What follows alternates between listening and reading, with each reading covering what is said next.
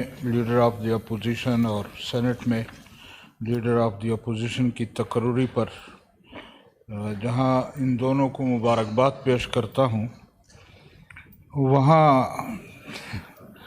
वो कहते हैं कि बहुत शोर सुनते थे पहलू में दिल का, चीरा तो इक्कत एक भी उनकी पार्टी से नहीं है जी। बाहर कैफ तो उनकी मर्ज़ी है।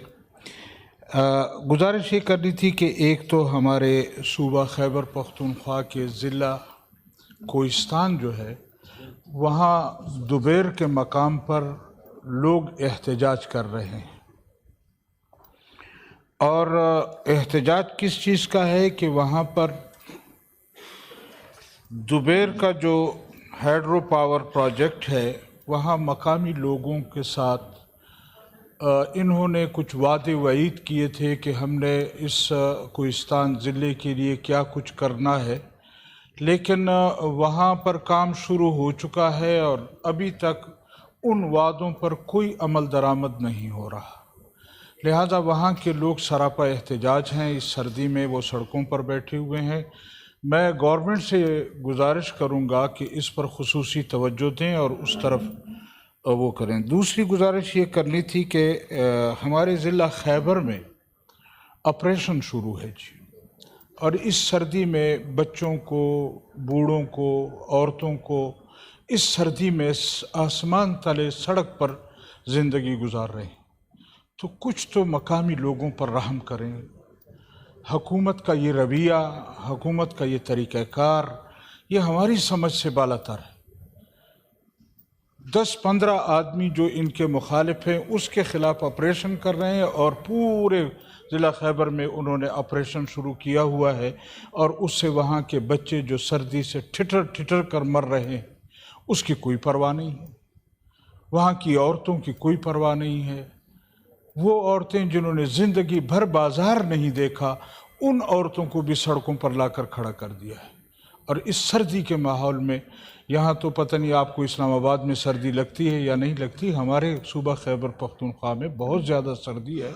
और उन बच्चों पर रहम करें, उन ख़वातीन पर रहम करें, उन बूढ़ों पर रहम करें, और उसके मुतालिक सोचें कि वहाँ का ऑपरेशन जो है ये कम अज़ कम नोट कर हमारे लिए इंतहाई नाकाबिल बर्दाश्त है, और वहाँ की आवाम के लिए नाकाबिल बर्दाश्त है। इसके मुतालिक सोचें, या तो उनके एकोमोडेशन का कोई बंदोबस्त किया जाए, या तो उनको कोई रज़ाइयाँ दी जाए। कुछ भी नहीं है उनके पास, और ऑपरेशन पे ऑपरेशन हो रहे हैं। फिर कहते हैं जी हम तो ऑपरेशन नहीं कर रहे, और अगर कर रहे हैं तो सूबाई हुकूमत की उससे कर रहे हैं।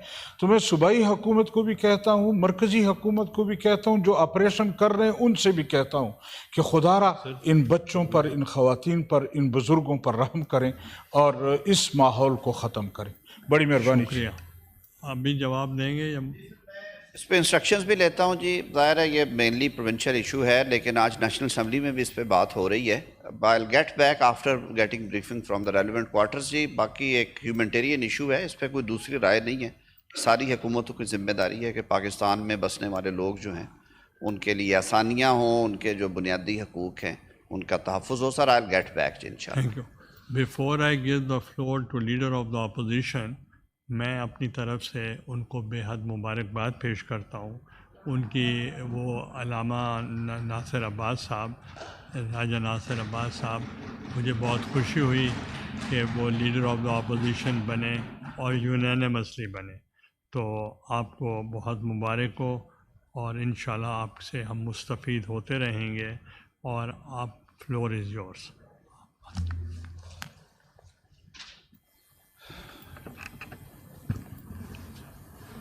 शुक्रिया चेयरमैन साहब। बिस्मिल्लाहिर्रहमानिर्रहीम।